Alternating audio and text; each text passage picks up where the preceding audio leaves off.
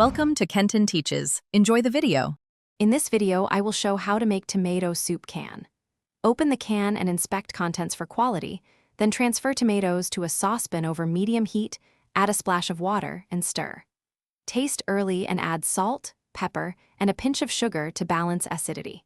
Use an immersion blender or regular blender for a smooth texture, and finish with a drizzle of olive oil or cream for richness.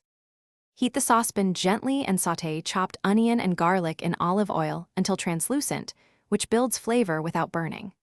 Add canned tomatoes and a cup of broth, then bring to a gentle simmer for 10 to 15 minutes so flavors meld.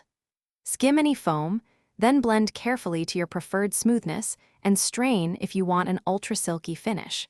Adjust seasoning after blending to ensure balance and clarity of taste. If you're finding this helpful, please subscribe and like to support more practical cooking guides. Quick recommendation. A book that can truly change how you think about money is The Simple Path to Wealth, and it pairs oddly well with kitchen projects because saving time equals saving money. Think of it as financial soup for the mind. Check the description for the link and other deals, and now let's get back to the video. To elevate canned tomato soup, consider a few simple flavor hacks that make a big difference. Add a small pinch of sugar to tame acidity and bring out tomato sweetness. Stir in cream, butter, or coconut milk for a silkier body and rounder flavor profile. For freshness, tear basil leaves by hand and fold them in just before serving so the aroma stays vibrant. Taste and adjust salt and pepper at the end.